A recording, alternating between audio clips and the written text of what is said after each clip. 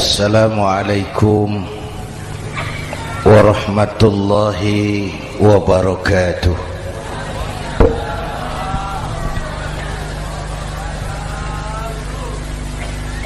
Alhamdulillahi wa kafa,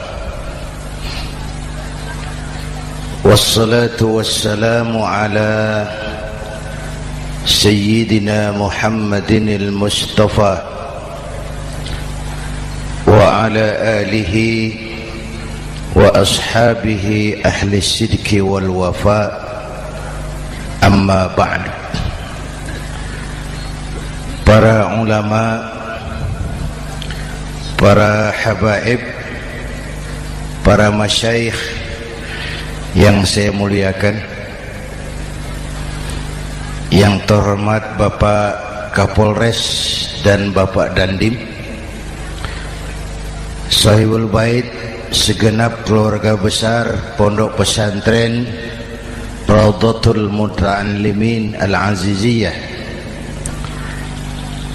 bapak-bapak, ibu-ibu, hadirin hadirat ma'asyiral muslimin yang saya cintai.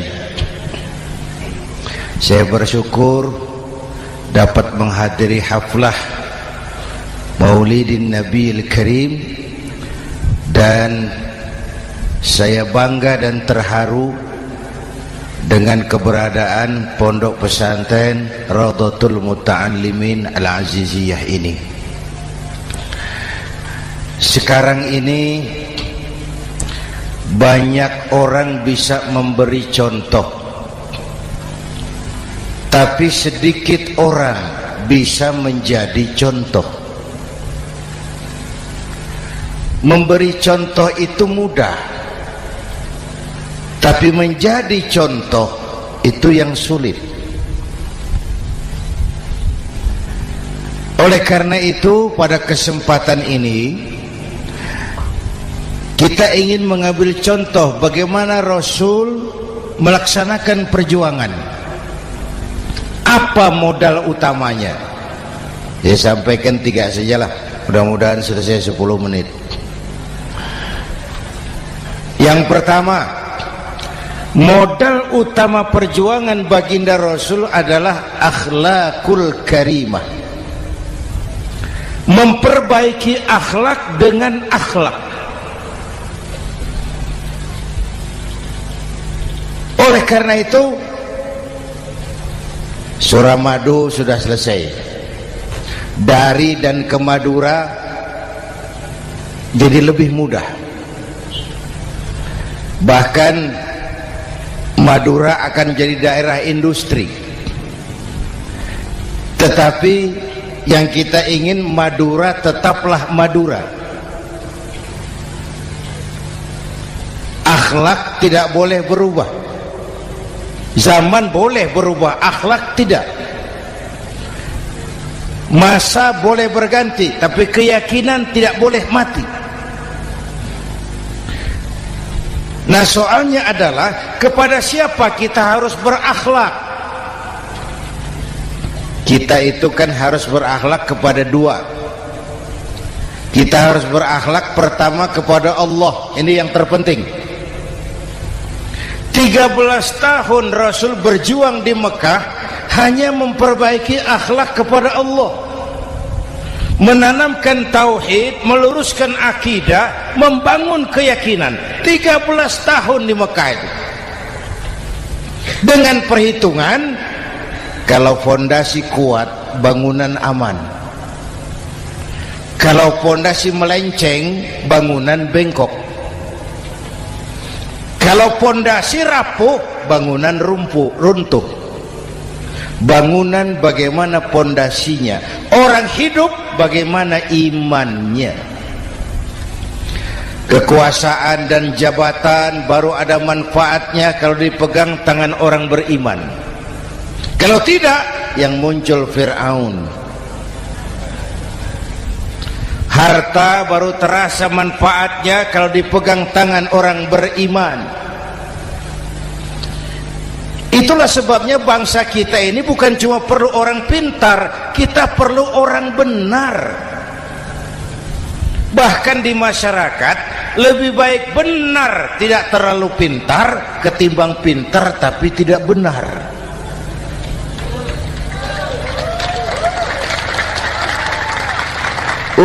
Kalau sudah pintar tidak benar, rusak rakyat itu Pak. Disuruh ngurus beras malah nimbun beras. Ya, disuruh ngurus laut jadi bajak laut. Disuruh ngurus hukum, bikin hukum seperti pisau, tajam ke bawah, tumpul ke atas.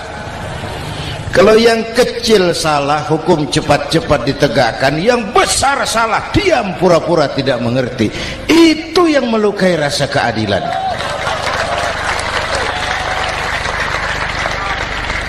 Mulai dari akhlak kepada Allah.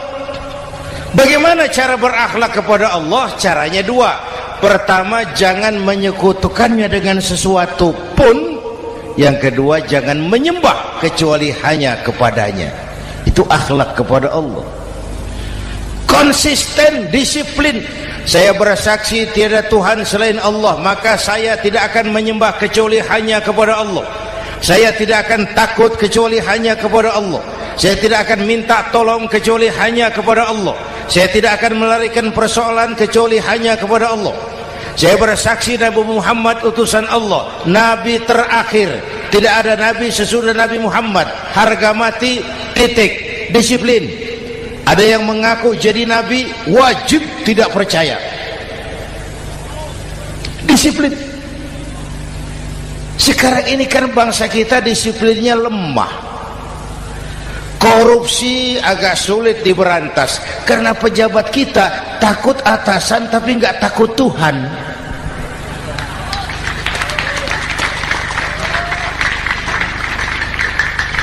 Itu sama dengan anak muda naik sepeda motor ngebut, lampu merah jalan terus, di stop sama polisi. Break. Iya Pak. Minggir. Siap. SIM ada Pak. SNK ada Pak. Tahu kau lampunya merah? Tahu Pak. Kenapa lewat terus? Saya nggak tahu, ada Bapak. Itu disiplin kita. Tenang benar jawabnya, kayak orang nggak salah itu.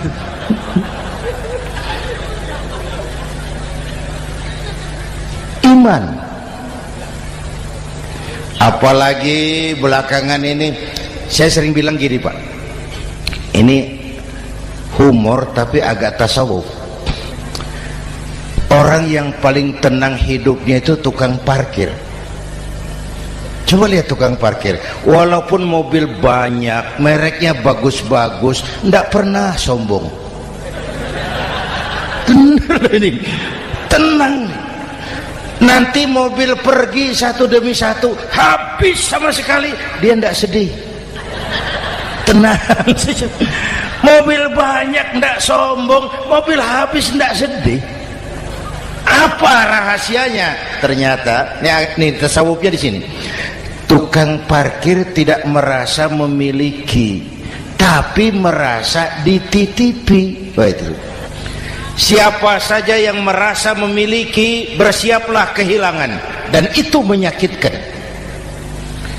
Tapi kalau merasa dititipi, jabatan, harta, anak, istri, semua titipan, hiduplah seperti tukang parkir. Pertama, titipan tidak boleh bikin kita sombong. Dititipi kok sombong, tidak pantas. Ya, Pak Zainuddin titip mobil ya, silakan. Yang punya mobil pergi, saya petatang peteteng. Tidak pantas dititipi kok sombong. Ada orang dititipi jabatan oleh Allah sombong.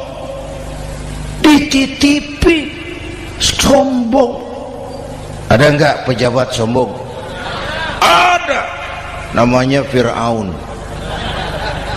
Itu pejabat-pejabat sombong anak buah Fir'aun semua. Dititipi harta oleh Allah, jadi orang kaya sombong, sama tetangga tidak mau kenal, orang lain kecil semua, jalan tidak injak tanah. kuntilanak. Yang kedua penting, titipan harus dijaga baik-baik.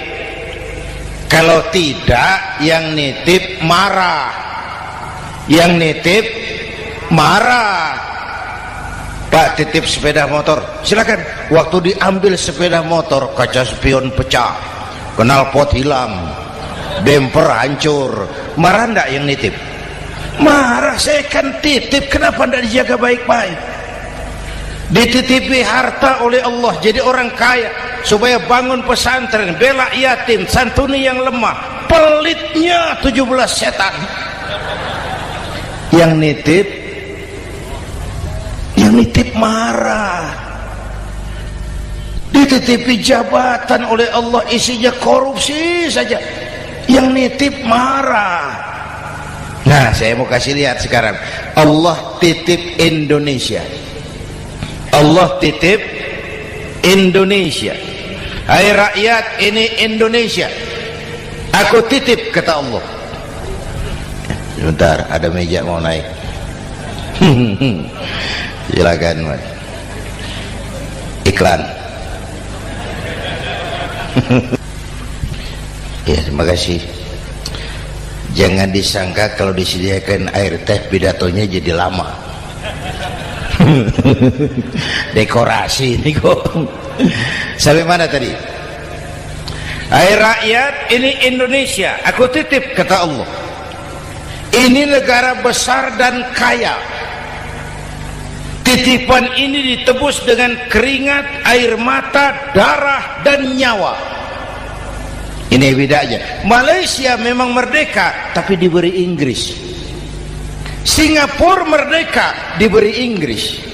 Indonesia merdeka, keringat, air mata, darah, dan nyawa. Ini negara aku titip, kata Allah. Ini negara besar dan kaya. Buminya subur. Di atas perut buminya segala tanaman hidup. Di bawah perut buminya ada gas, minyak, batu bara. Lautnya kaya, hutannya kaya. Kekayaan negeri ini harus digunakan bagi sebesar-besar kemakmuran rakyat. Itu amanat konstitusi.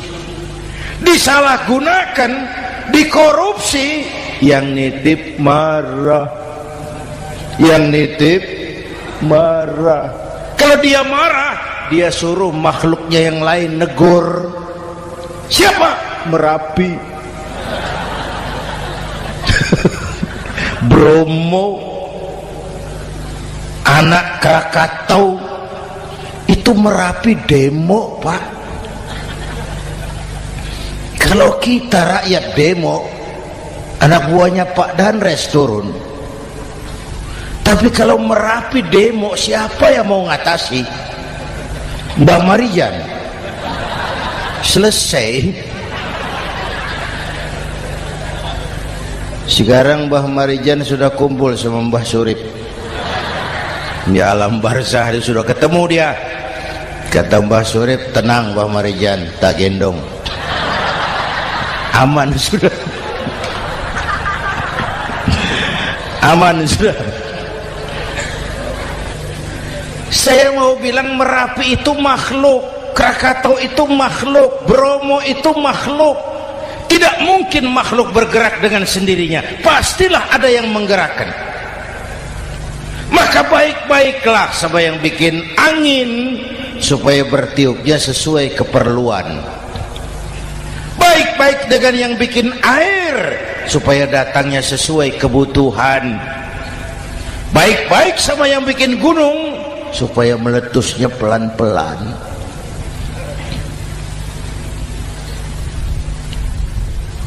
Bapak Ibu hadirin yang saya hormati, menjaga titipan. Jangan menyembah kecuali hanya kepadanya. Jangan menyekutukannya dengan sesuatu pun. Ayo, saya ngobrol kita. Bapak Ibu hadirin yang hadir di sini ini, kita ini semua hamba Allah apa bukan? Hamba Allah. Kata siapa? Kata kita.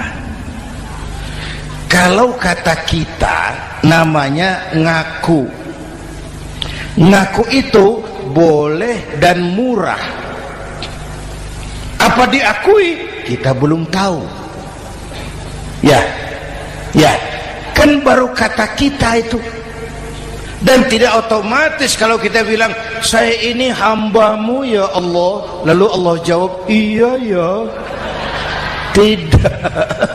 Tidak, wong itu kan kata kita.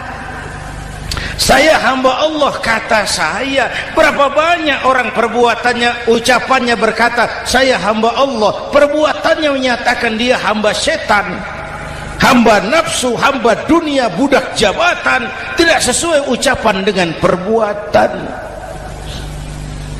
Jadi hamba Allah itu nggak mudah, digojlok, diuji. Coba lihat, yang jelas diakui sebagai hamba itu baru satu yang kita peringati ini, baginda Nabi. Allah mengakui kapan? Waktu menceritakan Isra dan Mi'raj. Apa yang dipakai kalimat? Subhanallazi asra bi'abdih. Maha suci Allah yang telah menjalankan hambanya. Hambanya. Muhammad itu hambaku, aku jalankan dia. Allah mengakui. Kapan kalimat ini turun? Setelah Nabi digojlok, ditempa, digembleng, diuji, difitnah, dicaci maki, dilontari kotoran unta, sahabat-sahabatnya dibantai. Lolos, Muhammad betul-betul hambaku. Ayo Isra Muhammad. Subhanallazi asra bi'abdi, hambaku. Jadi kalau mau jadi hamba Allah ya diuji, digojlok, digembleng. Nah, mari kita lihat kehambaan baginda Nabi. Orang yang paling bersih hatinya Rasulullah. Orang yang paling baik akhlaknya Rasulullah. Orang yang dosanya sudah mendapat jaminan ampun Rasulullah. Tapi Rasulullah kalau sholat malam bengkak kakinya karena rajin sujud. Hati bersih, akhlak terbaik, dosa sudah diampuni. Tapi kalau sholat malam kakinya bengkak karena rajin sujud. Saya tahu di sini juga banyak yang kakinya bengkak. Cuma urusannya apa, itu urusan masing-masing. Pada tingkat seperti itu Rasulullah, saya perlu Allah, saya perlu Allah, saya perlu Allah. Yang 100 tahun kita bangun selesai oleh gempa 3 menit. Ya, yang 100 tahun kita bangun ternyata selesai oleh gempa 3 menit. Kita perlu Allah, kita perlu Allah.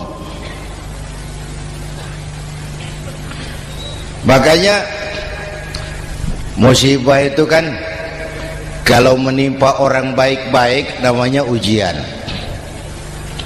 Kalau menimpa orang setengah baik itu paru-paru yang bikin malaikat bingung. Sholat rajin, maksiat tekun, baca Quran mau, fitnah orang hobi, ngaji nyolong jalan terus. Untung di sini nggak ada yang begitu. Di Jakarta banyak. Di sini insya Allah sama. Jakarta. Orang separuh-separuh seperti itu kalau dapat musibah itu namanya teguran, bukan ujian. Kenapa ditegur? Lalai. Nah, kalau orang jahat dapat musibah itu namanya persekot. Uang muka tanda jadi. Kontannya nanti di akhirat. Kalau diuji bukan saja harus sabar, tapi harus lulus. Kalau ditegur, introspeksi, perbaiki yang kurang, kurangi yang memang berlebihan. Bertali-tali, bersambung-sambung musibah ini, dan musibah kalau datang tidak pernah memilih, tidak pernah memilih. Bapak Ibu hadirin yang saya muliakan, jadi mari yang pertama jaga akhlak kita kepada Allah. Jangan menyekutukannya dengan sesuatu pun, jangan menyembah kecuali hanya kepadanya. Sekarang kan musim entertain, orang pandai membangun pencitraan, orang pinter bikin bungkusan. Sekarang ini kiai sama dukun tipis bedanya. Bener Pak, pemburu hantu pakai sorban, pakai gamis, nanti kiai pakai helm. Atribut sudah kacau sekarang ini, siapa pakai apa, siapa mau jadi apa, ndak jelas. Sementara masyarakat kita memang agak kutil, kurang teliti, cepat heran, gampang kagum. Pernah terjadi suatu saat tabrakan di jalan, keras sekali, korban jatuh berlumur darah, dikerubungi orang banyak. Datang wartawan mau ambil gambar dari dekat, sulit, banyak sekali orang ngerubung. Dia cari akal, tolong saya dikasih jalan ke dekat korban. Orang menoleh semua, saudara siapa? Saya bapaknya korban, katanya. Dia mengaku bapaknya korban, ya orang minggir semua. Minggir, ada bapaknya korban. Orang minggir semua, dia maju ke depan korban. Sampai di depan korban pucat mukanya itu wartawan. Kenapa? Yang ketabrak anak monyet, Pak. Dia sudah ngaku bapaknya korban.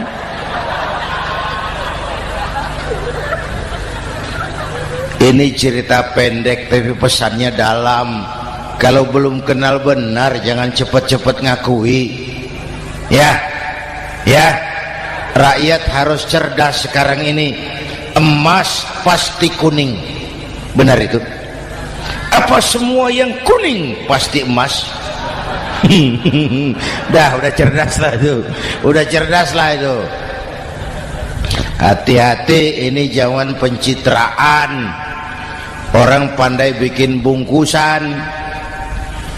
Oleh karena itu kita juga harus punya filter supaya tidak hanyut oleh kedangkalan-kedangkalan pencitraan itu. Satu itu akhlak kepada Allah.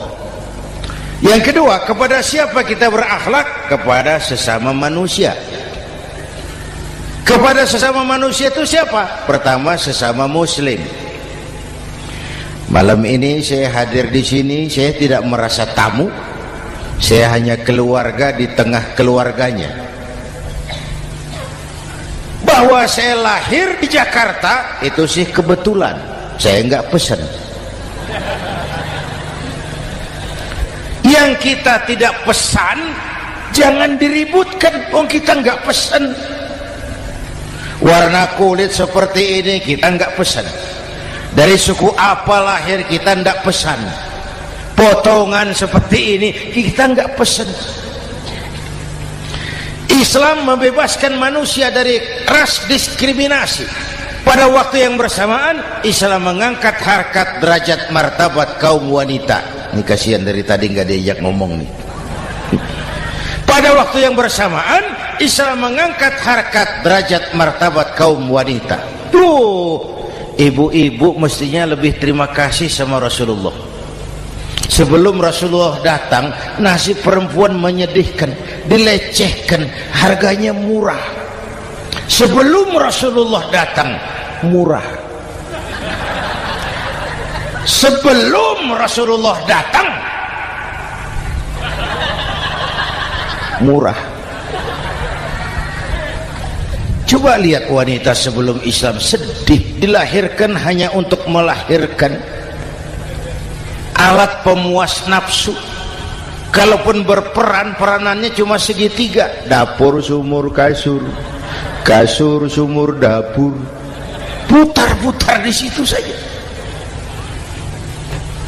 Nggak usah di Arab, dunia, di Jawa. Raja-raja Jawa sebelum kenal Islam seenaknya ngumpuli perempuan kan, selirnya yang 30, 50.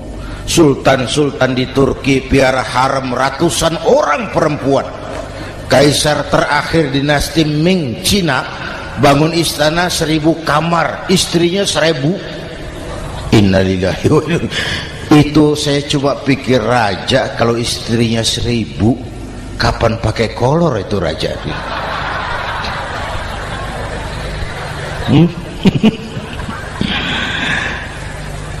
Rasulullah datang terenyuh, an-nisa imadul bilad, perempuan jangan diperlakukan begitu, perempuan tiang negara. Kalau baik perempuan, baik negara. Kalau rusak perempuan, hancur negara.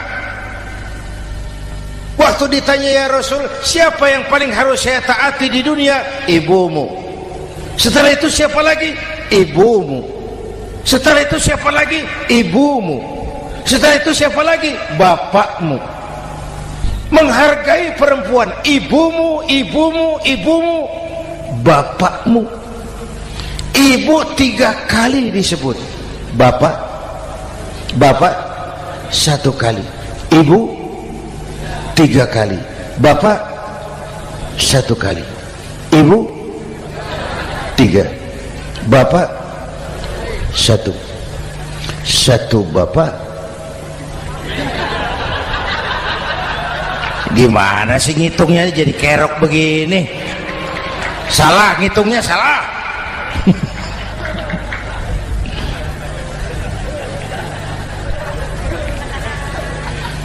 Lalu dicairkan kehidupan kemasyarakatan di masjid. Masya Allah, masjid itu pendidikan demokrasi betul. Pertama, siapapun masuk masjid copot sandal, buka sepatu. Benar itu? Ini masyarakat yang mau kita bangun. Tidak ada warga negara kelas 1, semua sama. Lurah masuk masjid buka sepatu, rah. Camat masuk masjid buka sepatu, mat. Gubernur masuk masjid buka sepatu, Nur. Nikmatnya masyarakat masjid. Nikmatnya masyarakat masjid. Coba, binatang saja harganya tidak sama toh. Sapi yang mahal, yang gemuk, betul?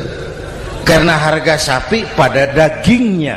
Makin gemuk sapi, makin mahal harganya. Tapi ada burung perkutut lebih mahal dari sapi, padahal dagingnya sedikit, betul. Kenapa harganya lebih mahal dari sapi? Harga perkutut suaranya. Di mana harga manusia yang paling gemuk?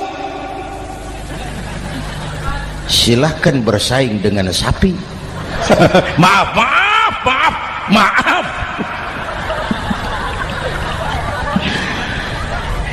Inna akramakum indallah atqakum.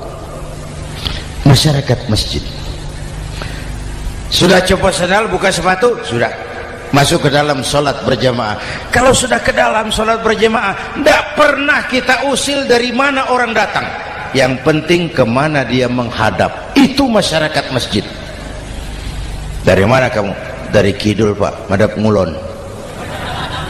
Kamu dari mana? Dari lor, Pak, madhab ngulon. Kamu dari mana? Dari kulon, madhab ngulon juga. Ini kan konsep Bhinneka Tunggal Ika.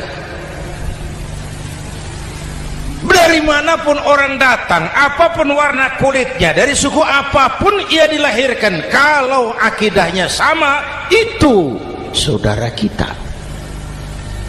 Lalu sholat berjamaah.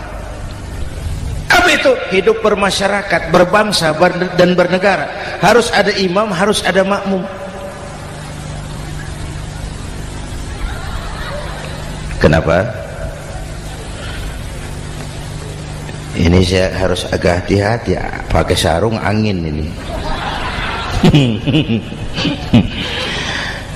Apa tadi ngomong apa saya?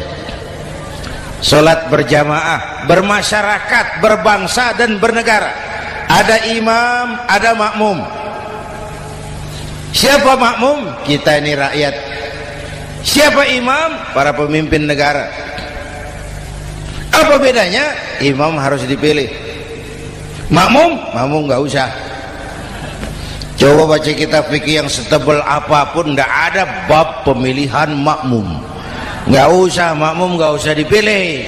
Orang buta boleh jadi makmum, orang bisu boleh jadi makmum, tukang mabuk boleh jadi makmum, tapi tidak tiap orang boleh jadi imam. Imam harus dipilih. Siapa yang jadi imam? Pertama, a'lamuhum, orang yang paling alim di kampungmu angkat jadi imam. Yang paling alim, bukan yang paling tua.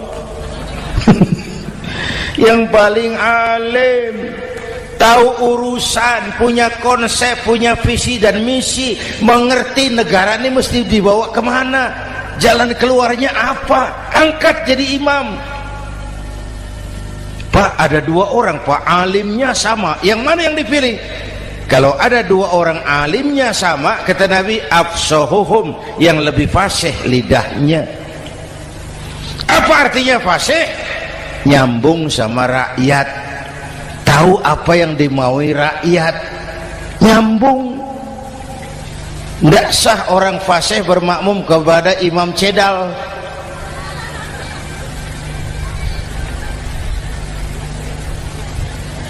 Kenapa Bu? Nyambung. Capek kalau punya imam gak nyambung sama makmum. Makanya kalau sudah jadi imam, pesan Nabi apa? Idza amma ahadukumun nasa falyukhaffif. Kalau kamu jadi imam, ringankan sholat kamu, jangan terlalu panjang. Itu makmum tidak sama kekuatannya. Ada yang tua renta, diri saja sudah gemetar. Ada makmum yang punya darah tinggi, kalau sujud lama kepalanya sakit.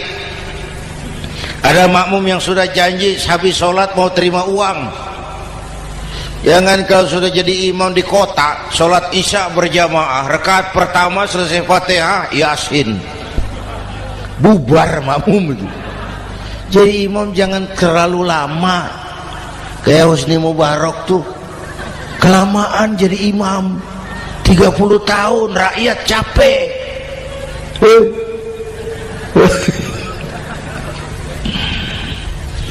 Bapak Ibu hadirin yang saya hormati, nah masyarakat Islam ini loyal, taat, setia. Kapan? Kalau imamnya benar.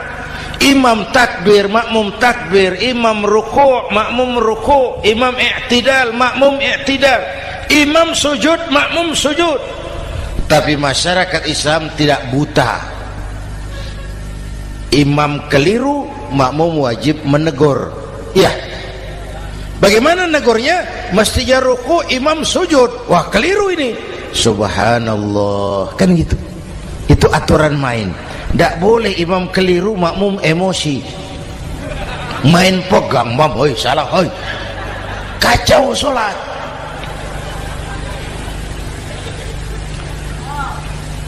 Imam buang angin, apa makmum lalu berkata, demi kesetiaan saya kepada imam, imam buang angin, saya lebih keras lagi. Goblok. Iyyaka na'budu wa iyyaka nasta'in. Sampai situ imam buang angin, minggir. Tidak usah ribut. Yang di belakang satu orang maju ke depan, lanjutkan pekerjaan imam. Yang penting imam tahu diri, buang angin, minggir. Ini negara rusak karena imam sudah buang angin. Tenang aja, kayak orang nggak salah gitu loh.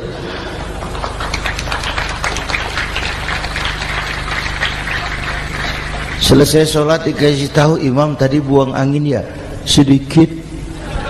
Apa kalau nggak sedikit lalu nggak rusak sholat itu? Nah, dalam berjaga akhlak kepada sesama, ayo kita jaga kesatuan, persatuan, kerukunan, kekompakan. Ini pesantren Raudhatul Muta'allimin Al-Aziziyah, ini aset kita. Keberadaannya, pengembangannya, kelangsungannya bukan sekedar tanggung jawab pengurusnya, tanggung jawab kita sesuai dengan bidang dan kemampuan masing-masing. Yang punya jabatan bantu dengan wewenangnya, yang punya harta bantu dengan uangnya, yang punya tenaga bantu dengan tenaganya, yang bisa doa bantu dengan doanya, yang tidak bisa apa-apa bantu dengan diam. Diam saja lumayan loh itu membantu. Bapak Ibu hadirin yang saya hormati, saya ingat almarhum Panglima Besar Sudirman pernah bilang, kamu itu kalau mau menang harus kuat, kalau mau kuat harus bersatu, kalau mau bersatu hidupkan semangat silaturahmi. Mau menang harus kuat, mau kuat harus bersatu, mau bersatu hidupkan silaturahmi. Bapak Ibu hadirin, rukun antar umat seagama. Beda pendapat boleh, marah jangan. Kalau di Jakarta kan sekarang lagi musim apa itu wahabi yang bid'ah, sedikit bid'ah itu. Saya sih bilang yang suka tahlil bagus, terusin. Yang nggak suka tahlil nggak apa-apa, tapi jangan mencaci maki yang suka tahlil. Orang yang mabuk masih banyak kok yang tahlil dicaci maki. Kita nih seperti orang kurang kerjaan. Waktu guru saya Hadratul Mukarram Ki Haji Dr. Idham Khalid wafat, saya ajak orang baca Fatihah. Selesai, saya lagi duduk di belakang, seorang pengusaha nemui saya, Kiai, kenapa? Saya coba ingin kepastian. Apa? Orang yang sudah mati dibacakan Fatihah itu, apa pahalanya sampai? Saya bilang gini, Mas, kamu kalau nggak percaya mati aja dulu. Saya bacain Fatihah, tunggu di sono. Kalau nggak nyampe balik lagi nggak apa-apa.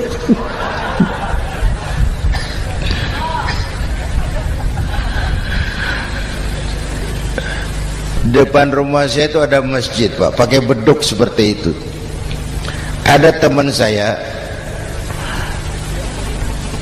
Kiai pakai beduk masjidnya. Iya pakai. Kan Rasulullah enggak pakai. Enggak, memang bid'ah tuh. Loh, siapa bilang? Beduk itu bukan agama, itu budaya, tanda masuk waktu. Bukan manggil orang sholat.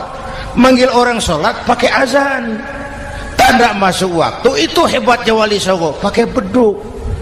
Kalau nggak mau pakai beduk boleh, teriak-teriak juga boleh. Maghrib, maghrib, boleh. Tapi Wali Songo kan bijaksana, pakai beduk saja, sekali pukul satu desa dengar.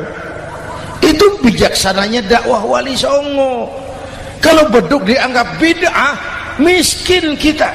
Itu budaya. Seperti sepeda motor, itu budaya. Kalau nggak mau pakai beduk boleh, teriak-teriak juga boleh. Maghrib, maghrib, boleh. Tapi Wali Songo kan bijaksana, pakai beduk saja, sekali pukul satu desa dengar. Itu bijaksananya dakwah Wali Songo. Kalau beduk dianggap bid'ah, miskin kita. Itu budaya. Seperti sepeda motor, itu budaya. Kalau beduk dianggap bid'ah, sepeda motor bid'ah tuh Rasulullah nggak pakai, jual, beliin unta.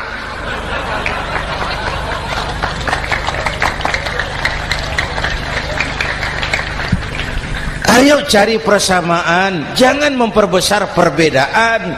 Hormati pendapat orang kalau pendapat kita juga ingin dihormati. Kasus Ahmadiyah meledak lagi di Cikesik, Banten. Lalu pendekar-pendekar HAM menganggap itu tirani, mengganggu kebebasan beragama. Dia lupa bahwa Ahmadiyah masalahnya bukan kebebasan beragama, tapi penodaan terhadap agama. Kalau kebebasan beragama sih umat Islam welcome. Orang mau Hindu, mau Buddha, mau Kristen bebas memilih agamanya masing-masing.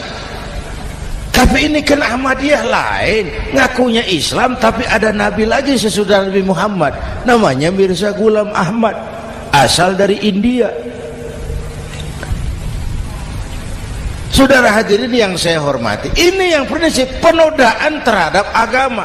Kalau nggak ngaku Islam nggak masalah. Supaya mau aman caranya cuma dua, Ahmadiyah jadi agama sendiri, karena Malaysia sudah melarang, Brunei sudah, Rabithah Alam Islami menyatakan aliran sesat, Saudi Arabia melarang pengikut Ahmadiyah pergi bikin haji, dia dianggap non muslim. Cuma memang pemerintah kita nggak tegas. Kalau dari dulu dinyatakan dilarang, nggak akan ada lagi kasus-kasus seperti itu.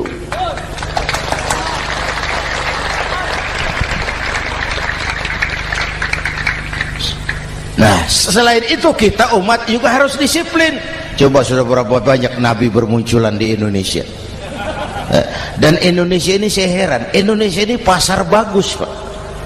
Kalau ada nabi, ada aja pengikutnya, saya heran tuh. Indonesia ini pasar bagus. Ada Ahmad Musaddiq Al-Qiyadah, jadi nabi. Konsultan bulu tangkis jadi nabi. Dapat wahyunya di Bogor, ditangkap polisi 4 tahun. Muncul lagi di Bandung, namanya Sayuti, tukang cukur, ngaku dapat wahyu jadi nabi, ditangkap polisi lagi 2 tahun. Di Malang Ustadz Roy, ya sebenarnya petinju, dia masuk Islam, mu'alaf, belajar Islam tidak pakai guru, diutak-atik ayat Quran. Sholat kita harus mengerti artinya, maka sholat boleh pakai bahasa masing-masing. Ramai masjid, 2 tahun penjara. Di Jakarta muncul lagi Lia Edan, ngaku Jibril, ditangkap juga oleh polisi. Kita salut sama polisi kita lah, bukan cuma teroris, Jibril ditangkap Pak Kapolres. Saya bilang sama teman-teman polisi, untung dia ngaku Jibril, Pak. Coba kalau dia ngaku Israel, lebih gawat itu.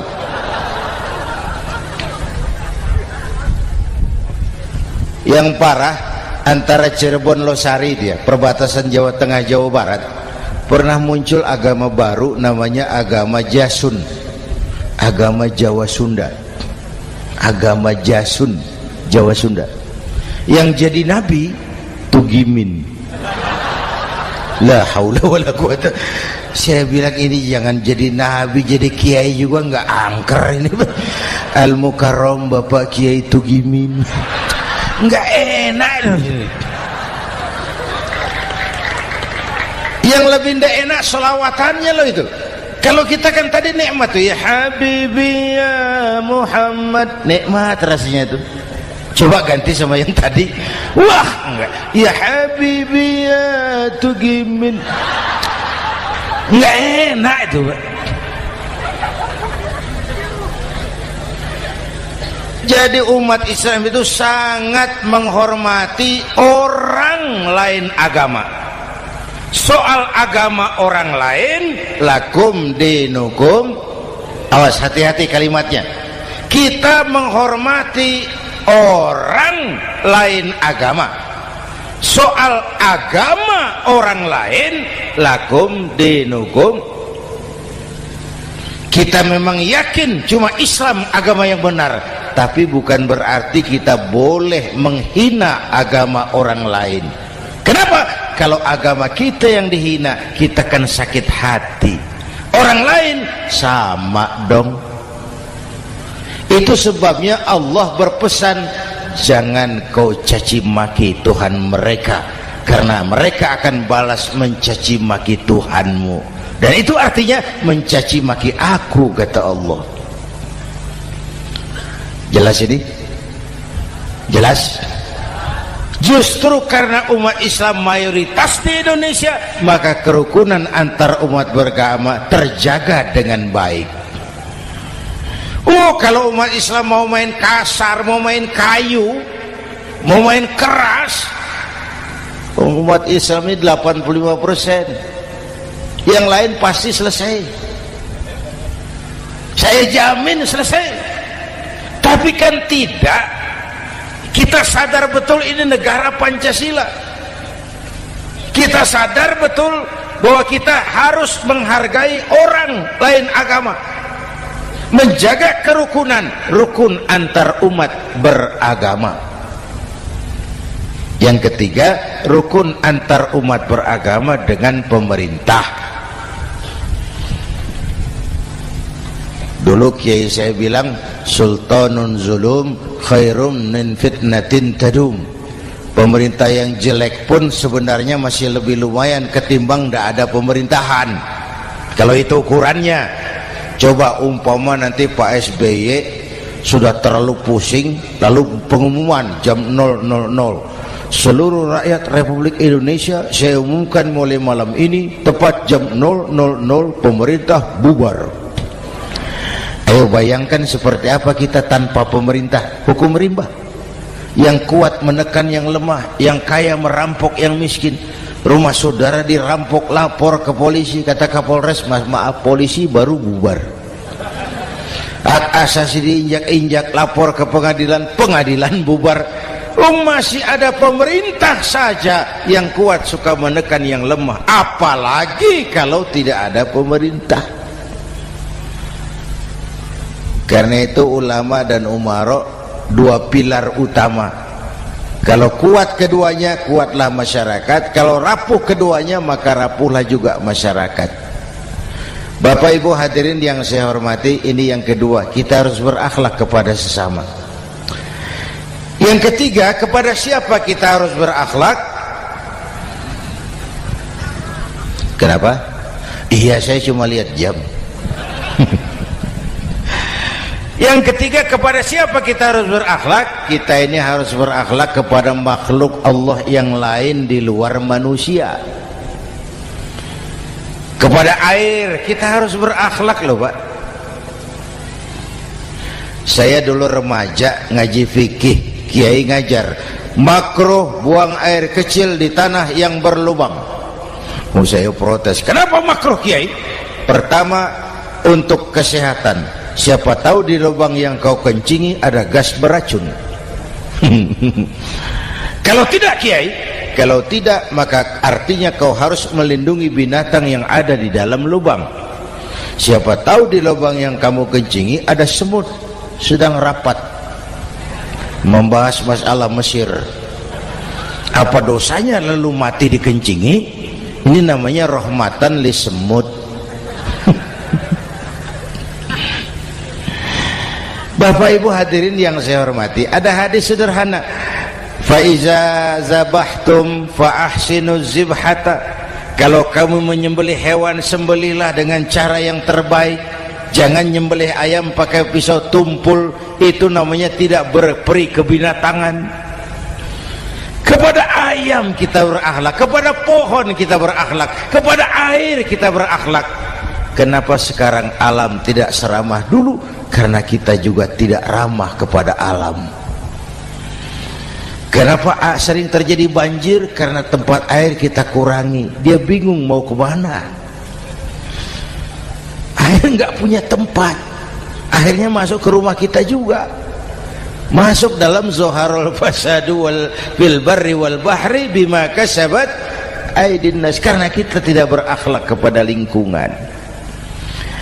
Bapak Ibu hadirin yang saya hormati, jadi itu yang pertama, modal utama perjuangannya akhlakul karimah. Mau sukses, utamakan akhlak. Industrialisasi boleh terjadi di Madura, jalan berhotmik licin, oke, listrik masuk desa, alhamdulillah, tapi akhlak jangan berubah, akidah jangan goyah.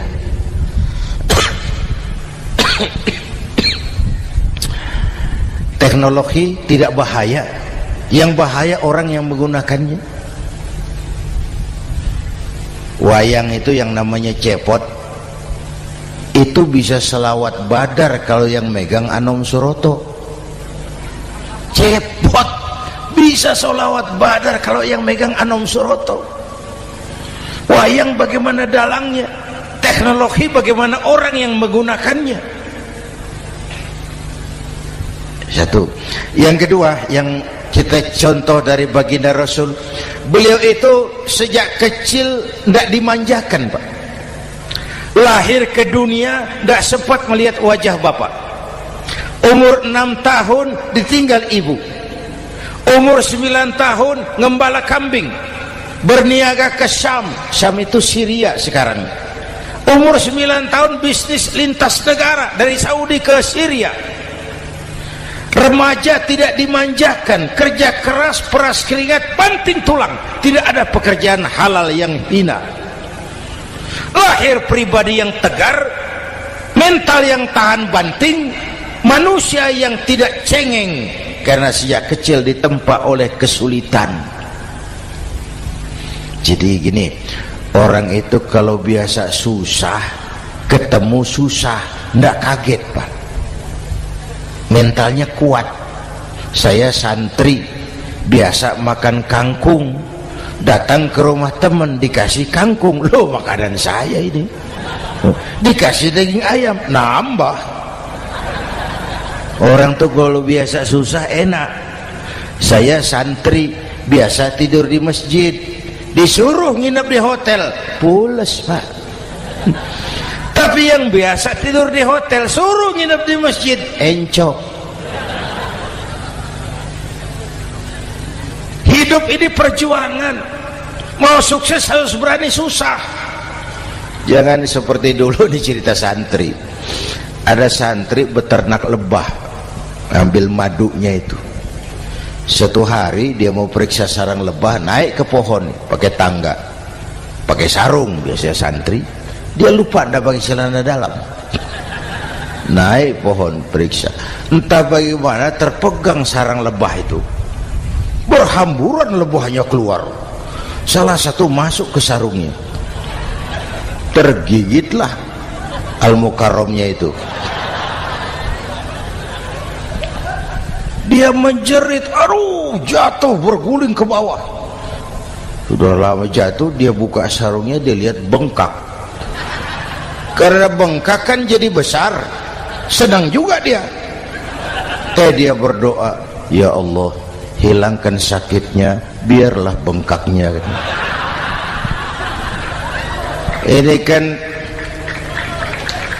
Ini doa orang nggak konsekuen. Bengkak dan sakit itu paket. Mau bengkak ya harus berani sakit. Masa sakitnya bengkaknya mau, sakitnya nggak mau. Itu satu itu. Yang kedua, kita ini sering kalau punya cita-cita sering seperti rapat tikus. Satu hari sekelompok tikus rapat paripurna tikus untuk mengantisipasi bahaya kucing. Bagaimana supaya kucing itu jangan lagi mengganggu kita. Akhirnya ada yang mengusulkan begini, bagaimana kalau di leher kucing kita gantungkan lonceng, supaya kalau dia datang dari jauh suaranya sudah kedengaran dan kita bisa lari menyelamatkan diri. Wah, cerdas dia. Setuju semua. Setuju, bagus. Nah, oke. Waktu pembicaraan dilanjutkan, tikus mana yang mau menggantungkan lonceng ke leher kucing? Rapat bubar. Setuju, akur. Iya. Waktu kerja selesai. Bapak Ibu hadirin yang saya hormati, terutama anak-anak saya, para santri, remaja, pemuda. Hidup ini persaingan. Bapakmu tamat SD, nak, kau sarjana. Bapakmu cuma jadi RT, nak, kau camat. Bapakmu tukang tambal ban, kau harus punya pabrik ban. Anak saya pertama dulu, saya titip mondok di Tebu Ireng. Tahun pertama pulang saya kontrol, sini kau, apa hasilmu setahun di pesantren? Dia sodorkan saya sebuah piagam penghargaan juara lomba pidato di pondoknya. Saya heran, ini anak di rumah jarang ngomong, kok bisa jadi juara pidato? Saya tanya, kamu bisa pidato, apa yang dipidatoin? Dia bilang, kan kaset ayah dihafalin gitu. Ya saya ketawa juga, waktu itu dia masih anak-anak. Baiklah, tapi apa cita-citamu? Saya kepengen seperti ayah. Wah, kau ini salah.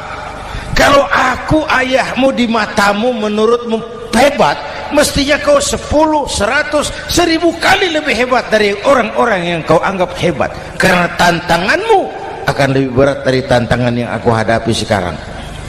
Kalau kau sama dengan aku, kau ditinggalkan zaman karena kau tidak mampu menjawab tantangan zamanmu. Bapak Ibu hadirin yang saya hormati, persaingan tajam, tantangan makin berat. Oleh karena itu diperlukan semangat yang dicontohkan Nabi. Kerja keras, peras keringat, banting tulang. Tidak ada pekerjaan halal yang hina. Sejak kecil ditempa oleh kesulitan. Asal jangan seperti saya tadi ngobrol sama teman-teman, sekarang ini di negara kita banyak politisi miskin negarawan. Pejabat-pejabat kadang-kadang kalau ngelihat rakyat tuh komentarnya nggak berpihak kepada rakyat. Saya ingat waktu Mentawai dihantam gempa, Nias hancur, infrastruktur hancur, rumah rakyat luluh lantak. Ketua DPR Pak Marzuki Ali bilang, bagaimana itu rakyat? Ya itu resikonya punya rumah di pinggir laut.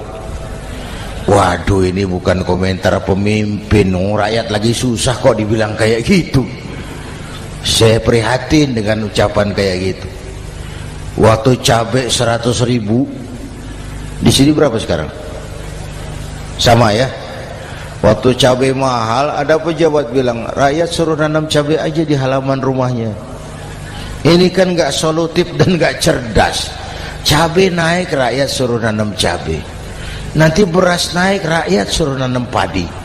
Yang saya khawatir kalau telur mahal, apa rakyat suruh betelur gitu? Ini kan gak cerdas dan gak solutif. Bapak Ibu hadirin yang saya hormati, apalagi tadi sudah saya bilang di awal, kita ini bangsa yang ditempa oleh kesulitan. Mau merdeka saja dengan keringat, air mata, darah dan nyawa. Kita tidak boleh cengeng menghadapi kesulitan ini. Tegar, tahan uji, tahan banting, dan seterusnya. Itu hal yang kedua. Yang ketiga, terakhir, Rasulullah itu sosok yang ibadahnya luar biasa. Tadi sudah saya jelaskan sebagian. Ibadahnya luar biasa. Ayo kita bantu keamanan negeri kita ini. Dengan apa? Istighfar. Wa ma kana Allahu mu'adzibahum wa hum yastaghfirun. Allah tidak akan turunkan bencana selagi di tengah mereka masih banyak orang-orang yang istighfar. Rasulullah yang dosanya sudah diampuni sehari 100 kali istighfar. Ayo kita ngobrol ini. Pak,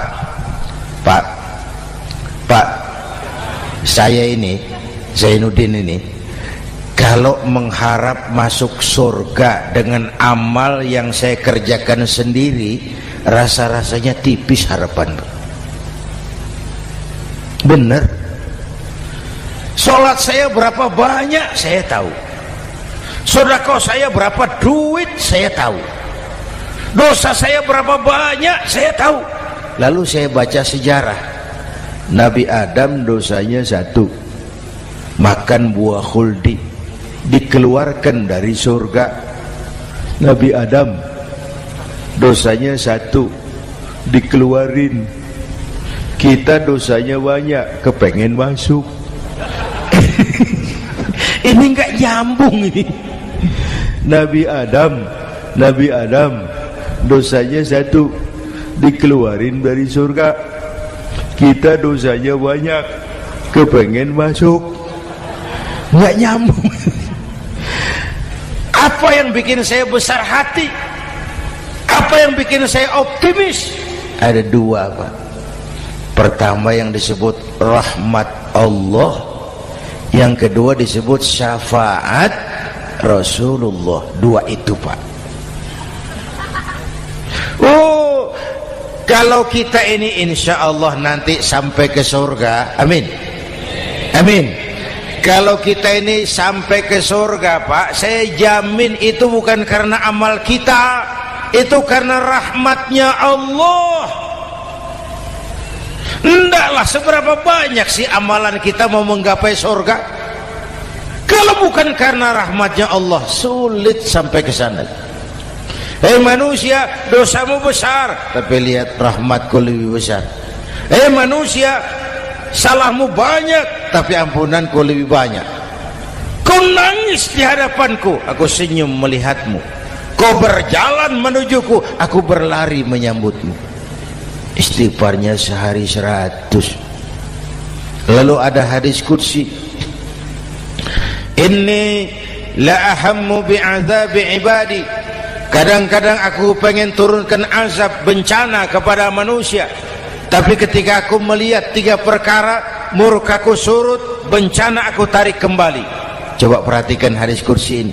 Allah mau marah hendak jadi, bencana ditarik, musibah diangkat. Kenapa? Ada yang meredam murka Allah. Allah enggak jadi marah. Siapa? Pertama, suyukhan rukka.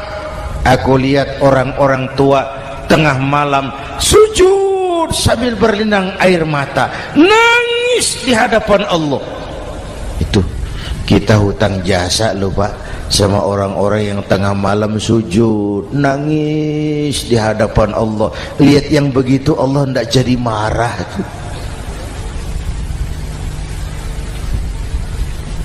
Saya tahu nih bapak-bapak nih, ibu-ibu kan suaminya sering bangun tengah malam ya, Bu. Kencing. Bikin bingung malaikat. Sudah mau ditulis tahajud, kencing doang. Kata malaikat, sialan, hampir salah tulis.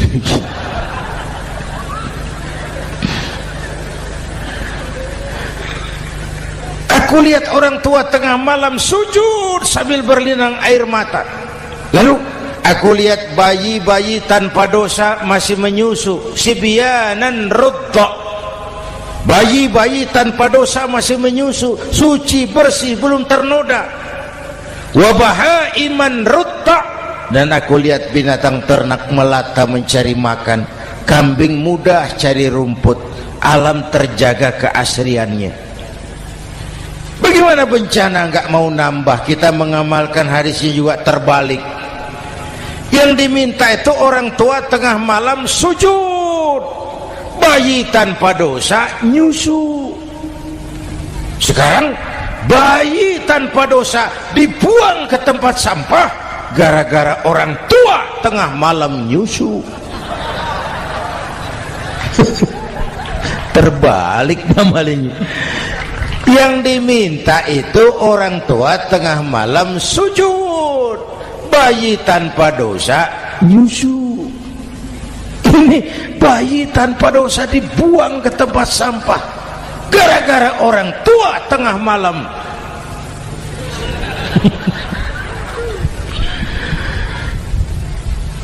Bapak Ibu hadirin yang saya hormati, rahmat Allah kita perlu.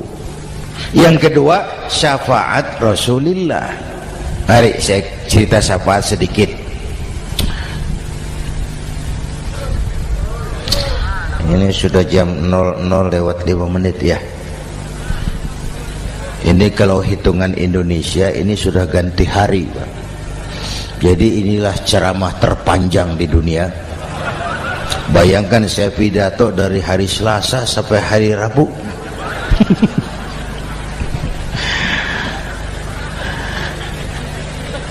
Syafaat agak saya singkat ceritanya. Nanti itu Pak, setelah alam ini hancur sehancur-hancurnya, bumi gempa, gunung meletus, air laut tumpah ke darat, halilintar menyambar, planet-planet bertabrakan, semua yang hidup mati bareng tanpa persiapan, termasuk malaikat. Malaikat mati, yang tinggal cuma Allah sendirian. Yang lain hancur semua, tinggal Allah sendirian. Allah patroli, berseru-seru, limanil mulkul yaum, ahai, siapa penguasa hari ini? Mana Fir'aun yang ngaku Tuhan? Nongol kalau memang Tuhan. Mana Abrahat, mana Namrus, mana itu Benito Mussolini, mana itu Adolf Hitler, mana itu Hosni Mubarak? Penguasa-penguasa yang ngaku berkuasa, nol kalau memang penguasa. Gak ada yang jawab Pak, semua sudah rebah. Allah lalu berkata, la ilaha illa ana. Ternyata tidak ada Tuhan lain selain aku. Allah sombong waktu itu. Kalau Allah sombong itu pantas. Hadis qudsi mengajarkan al-kibriya'u libasi, sombong itu pakaianku, kata Allah. Cuma aku yang pantas pakai. Kamu manusia nggak pantas pakai pakaianku, kebesaran. Pakaian Allah mau dipakai, sombong itu pakaian Allah, cuma Allah yang pantas pakai. Nanti itu yang pertama dihidupkan bukan kita, malaikat dihidupkan lebih dulu. Tiupan pertama, malaikat hidup semua, diatur panitia akhirat. Yang nyambut tamu siapa, yang pimpin marawis siapa, Malik siap, sediakan neraka, aku mau bakar itu bajingan tengik yang waktu di dunia nggak mau sujud, jauh dari ulama, tinggal di masyarakat jadi biang kerok, sama yatim kejam. Sediakan neraka. Baik Ridwan, iya, sediakan surga. Aku mau balas hamba-hambaku yang waktu di dunia rajin sujud, dekat dan cinta kepada ulama, santun kepada yatim, suka menolong orang yang memerlukan pertolongan. Baik Jibril, Mikail, iya, ke surga. Untuk apa ya Rabb? Ambil kendaraan bernama Buraq, turun ke alam, cari di mana kubur kekasihku Muhammad, bangunkan dari kuburnya, bawa ke surga. Turun Jibril dan Mikail, cari kubur Nabi. Wong alam sudah hancur-hancuran, jangan cari kuburan, cari bangkalan aja nggak ketemu. Bingung dua-dua. Jibril, sebelah mana kubur Nabi? Nggak tahu Mikail. Lalu dua-duanya sujud mohon pertolongan Allah. Dengan izin Allah terbuka kubur Nabi. Allahumma sholli alaihi wa ala alihi.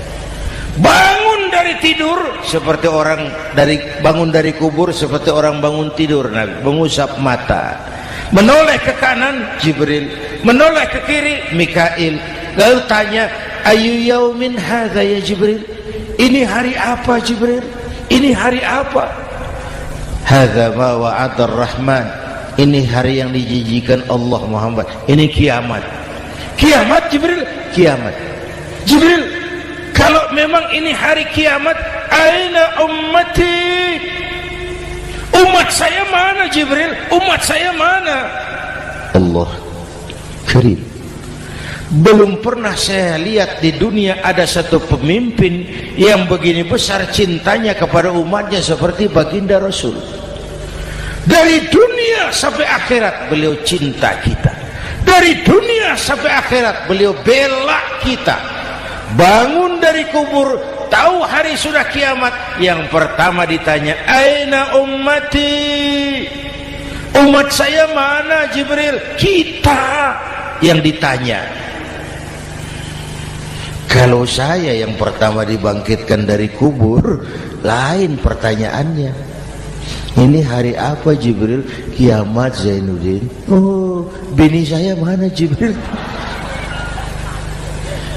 Nabi enggak tanya Khadijah wala Fatimah wala Aisyah, aina ummati, umat saya mana Jibril?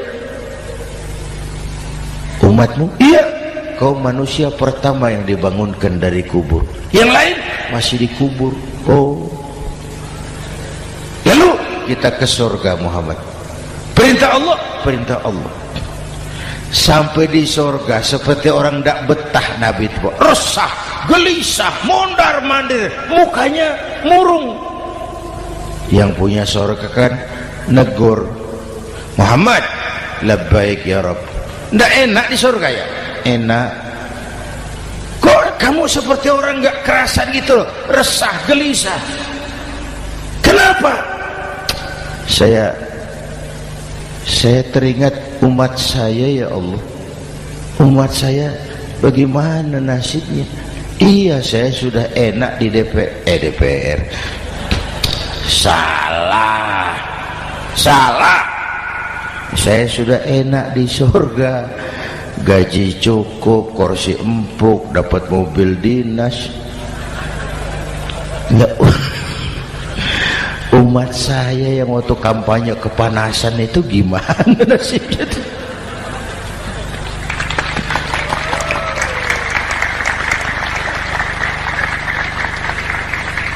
Makanya dulu di Senayan, di depan kantor DPR tuh banyak tukang kaca jualan di situ.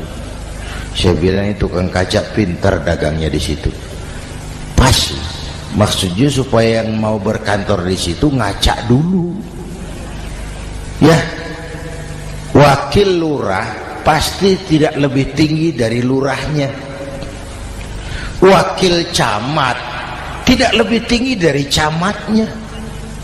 Ini kenapa wakil rakyat kok selalu lebih tinggi dari rakyatnya?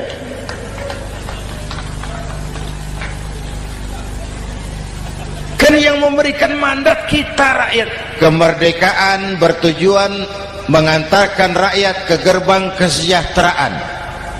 Lalu rakyat mempercayai tugas itu kepada pemerintah dan wakilnya di DPR. Saya percayakan kamu mengantarkan rakyat ke gerbang kesejahteraan. Itu amanat Undang-Undang Dasar. Biasanya yang diantarkan sampainya lebih dulu biasanya. Yang diantar sampai lebih dulu, yang mengantar nyusul, namanya ngantar belakangan. Ini lebih cepat wakil rakyatnya makmur daripada rakyatnya. Yang mau ngantar makmurnya lebih dulu dari yang mau diantar. Yang diantar kelelerahan di jalanan, yang mengantar udah sampai. Jadi bagaimana Muhammad? Saya minta izin mau keluar, tengok saya punya umat. Oke, saya potong ceritanya. Saat manusia dibangkitkan dari kuburnya masing-masing, Masya Allah, Masya Allah, saya nggak sanggup bayangkan jumlah manusia yang hidup di muka bumi sekarang kan 6 miliar. Cina berdua, India 2,5 miliar. Cina 1,5 miliar, India 1 miliar rakyatnya. Berdua sudah 2,5 miliar. Itu kalau kencing bareng banjir besar. Bayangkan manusia dari awal sampai akhir berapa puluh miliar kumpul di padang mahsyar. Subhanallah.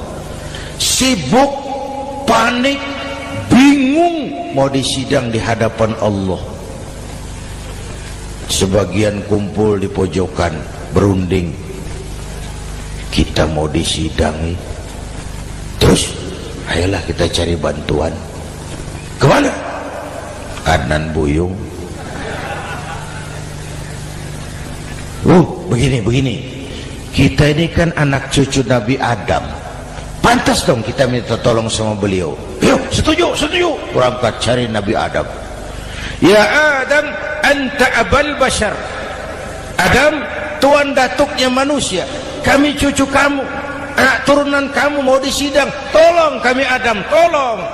Kata Nabi Adam, Quraisy mas, rombongan Jawa udah aku naik mumet lagi sama Nabi Nuh saja. Nuh bilang tidak bisa, saya juga punya masalah, pernah minta obat ditenggelamkan. Ibrahim barangkali, semua Nabi hand up, angkat tangan.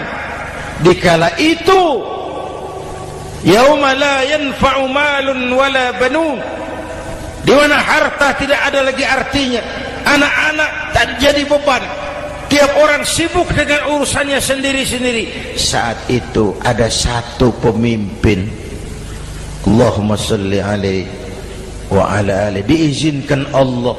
Dikala semua nabi yang lain angkat tangan hand up, beliau malah ummati ana laha, ta'ali ummati, ta'ali ummati, umatku sini, umatku sini. Beliau memanggil-manggil umatnya. Yang bagaimana yang dipanggil? Ada hadis, inna ummati ya'tuna yaumal qiyamah ghurran muhajjalin min atharil wudu. Umatku besok di akhirat datang menghadap Allah dengan muka bersinar-sinar karena sering wudu. Sering wudu kan sering sujud, masa cuma wudu tapi enggak sujud? Itu nanti ndak usah mengaku Rasul yang panggil, sini umatku. Tapi kalau muka enggak pernah wudu, enggak pernah sujud, merangkak di depan Nabi, saya umatmu ya Rasul. Kata Nabi, umat saya enggak ada yang kumbal gini. Dikala itu beliau berkenan memberikan syafaat. Syafaat itu saudara-saudara, saya pakai sarung, sobek sedikit, syafaat itu nambeli, itu loh. Salat saya kurang sedikit, sedekah saya campur riak sedikit, puasa saya tidak ikhlas sedikit, ditutup dengan syafaat. Saya mau dagang, perlu modal 20 juta, saya punya uang 15 juta, yang 5 juta syafaat. Jadi harus ada modal. Kalau sholat tidak pernah, sedekah tidak pernah, lalu syafaatnya dari mana?